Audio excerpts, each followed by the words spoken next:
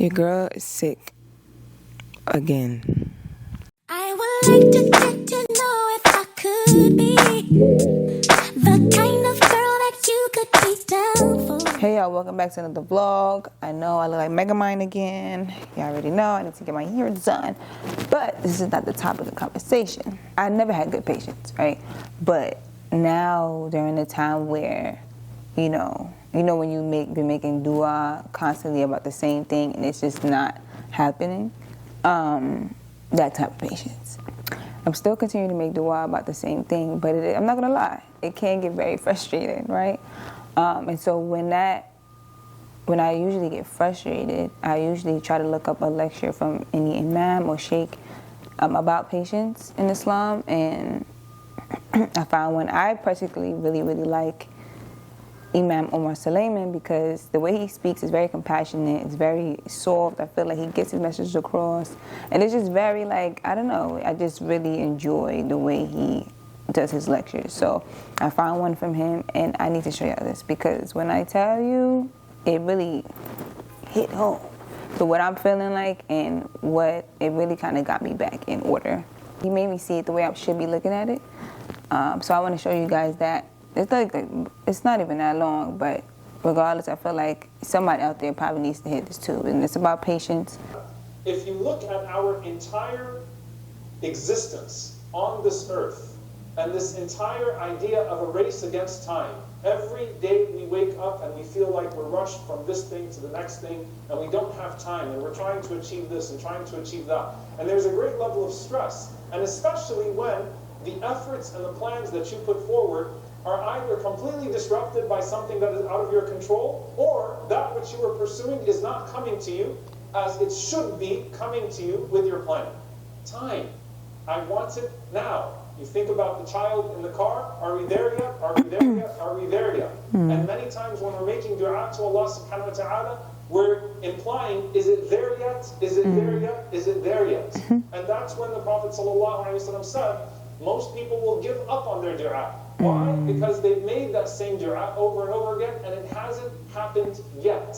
And at that very moment, when it's about to come to you, the person says, دَعَوْتُ فَدَعَوْتُ فَلَمْ يُسْتَجَبْ لِي. I made this dua, and it didn't happen for me. Allah subhanahu wa ta'ala mentions those that are being wronged and harmed and oppressed. And they say, مَتَى نَصْرُ اللَّهِ. When is the help of Allah subhanahu wa ta'ala going to come? You have to have a submission to Allah's timing. Allah's planning as a whole, His qadr as a whole, but His timing. When Allah subhanahu wa ta'ala has decreed something to come.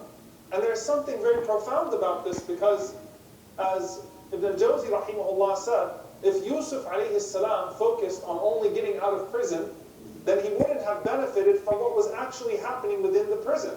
And so when you're in a trial or a hardship, a person becomes so eager for that hardship to end. Ya Allah, when is this going to be lifted? That if they don't pay attention, they're missing out on the unique opportunities of that hardship to come close to Allah subhanahu wa ta'ala. As he said, one of the Salaf, one of the pious predecessors, asked Allah subhanahu wa ta'ala in a dream, Ya Allah, how come this dua has not been fulfilled yet? And the answer was, Ya Abdi, O my servant, I love to hear your voice. Continue to make those du'as. You do not know why Allah is delaying your prayers. It may be because it's not good for you. You're waiting for Allah to grant you this du'a. But are you appreciating all the blessings that you have around you? Sometimes Allah delays a du'a because He wants you, He loves to hear your voice. Like, that is so, you heard that? Sometimes you just need to hear it. You know, like, even though you may know these things, sometimes you do need to hear it again and again, because, for real, like, you're in this moment, you may be going through a hardship and or like a really tough time where your patience is being tested. However, like, look around you, like, what do you have? And for me, I may not be the happiest of being a housewife and just being at home all the time. I do feel very lonely at times. But thinking about it, I don't have to wake up early. I don't have to go outside. Gravy looking at me like, we ain't gotta wake up. I've been craving a tuna pasta salad. I guess I should call it, whatever. Tuna pasta salad. I'm not pregnant. Sometimes I just crave things, okay? Watch it. All right. And we're gonna try to make it. Now I don't even have half of the ingredients that they be putting in it, but I don't need all that stuff. Like they put celery. We're gonna try to make it. I'm gonna miss. They trying to take our TikTok away, y'all. TikTok. I love TikTok. Damn. But I'm not gonna lie, it is distracting because, honey, the way that I could be lost on TikTok for hours is crazy. But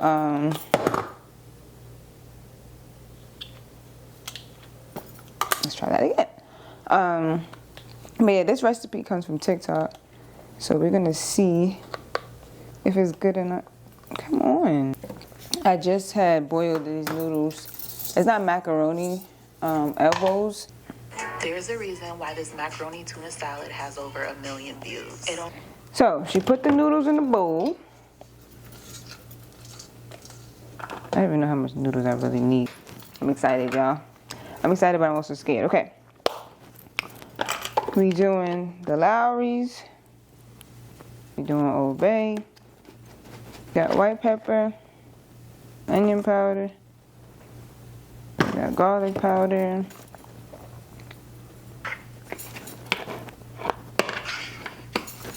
I don't really like the smell of that. The smell is very interesting.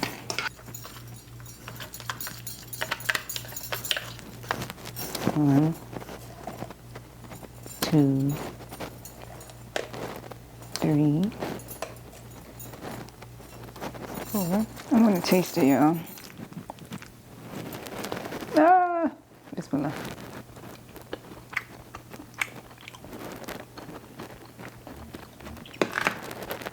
I'm just giving it a weird aftertaste. Not bad. Pretty good. I'm just trying to make. Let's give it that aftertaste. It's coming.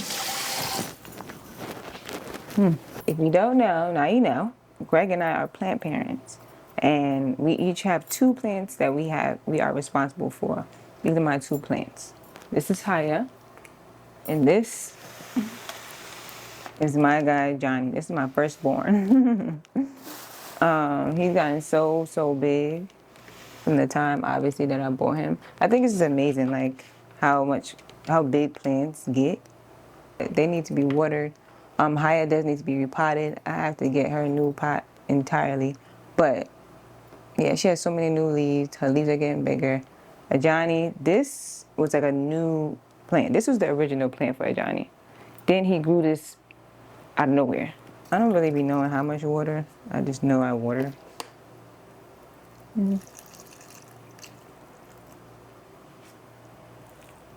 But Haya, right? I usually underwater her. Bottom water? Anyway. So I put her in this pot. It's probably gonna spill over. Oh, God. It is.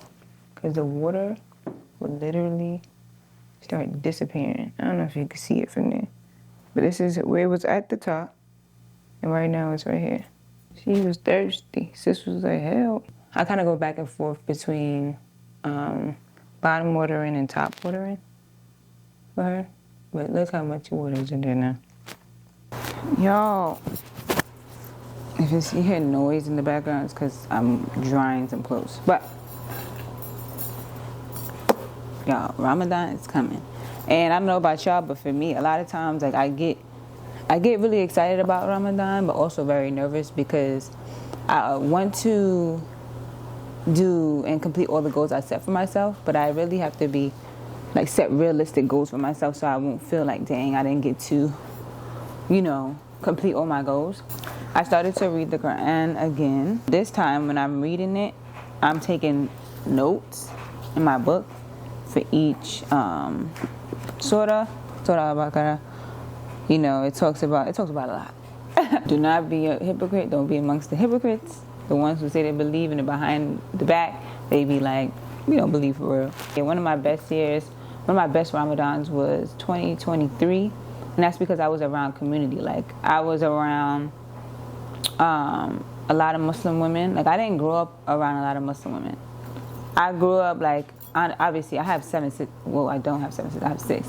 I have 6 sisters, and my mother makes 7. So I had 7 close Muslim women around me. However, when it comes to, like, community outside of that, I didn't have any Muslim friends. I didn't in high school, junior high school. I was the only Muslim girl. Being the only Muslim girl, if not the only Muslim girl, only black Muslim girl, and if not the only black Muslim girl, maybe one more, and I didn't necessarily know them. So you kind of get like excluded.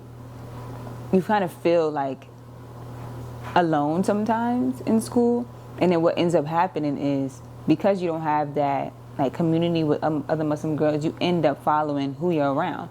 So I was around a lot of like non-Muslims. So what they would do, I would do, not knowing like kind of out of ignorance too, not knowing that I'm not supposed to do these things.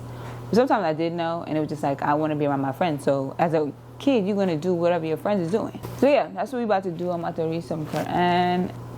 Let's do this, baby. OMG. Your girl is sick again. I'm so annoyed, y'all. They say it's like 4 different things going around: Corona, RSV, the flu, and this other new virus. And y'all know I was just sick. Like, OMG. I'm about to start wearing masks again because I'm over this, to be honest. Like, I'm super over it. Okay, y'all. So I feel much better than I did yesterday. I don't have a fever anymore. I didn't have a fever last night. Alhamdulillah. I finally ate my first meal yesterday. I didn't eat in like 2-3 days because I just had no appetite. Finally ate a meal yesterday. It made me feel so much better. So today, what I was trying to do was try to attempt to create some content, short form content. However, my nose is running. And obviously when you do your makeup, your nose runs even more, so it's about to be over for me. But the reason also why I didn't do my makeup because my bronzer is not here. I ordered a new bronzer from at Ulta. And UPS said it's going to come at 7 p.m. And when UPS said they're going to come by 7, they're going to come at 7. Majority of the time. So by the time we probably get here, there's no light. And I like natural light for my content. So the first ones I want to do, I love a new lip. And I got some new lip products. So I want to try them on and see. They basically almost all the same color. But who doesn't love a new lip? So I'm going to try this out once I do my makeup and stuff. But this shirt I got from Cotton. It's a brand. And they gave it to me a minute ago. But I wanted to do like one shirt, 3 different outfits. You know? That kind of video. People usually like that. And then I wanted to do an outfit of the day. Or like get ready with me with another outfit that I had in mind. Because I have this coat that I have a long time ago. I only did like 1 piece of content with it. And so I'm like, I could probably get more out of that. So try to do a look with that coat that I have. Maybe just iron everything and stuff, just in case. I'm probably not going to do everything today. And so if I iron everything, it'll be ready, and all I have to do is just do my makeup tomorrow and then just put everything on. And that would be the smart thing to do. Now, am I going to do it? I don't know. But I should just do it while I watch my show. Yeah, I think I'm going to do that. So, one way to be efficient when it comes to creating content is to do a lot of things that you would probably do the day of, the night before, so then you're prepared, you know? I need to still lay down the top of my head because I can't be looking like this on camera. You know what I mean? Only for you guys. But yeah, I said we're locking in, so I really got to do it. I got to make that promise to myself. Keep that promise to myself, I should say. On top of me ironing, I also cleaned all my makeup brushes. And I love that for me. Like, that's a big deal. Because a lot of times when my makeup comes out bomb is when my makeup brushes are clean. So I'm going to finish ironing. Probably take some medicine because my head is killing me. And then I'm going to come back tomorrow. We're going to be productive, okay?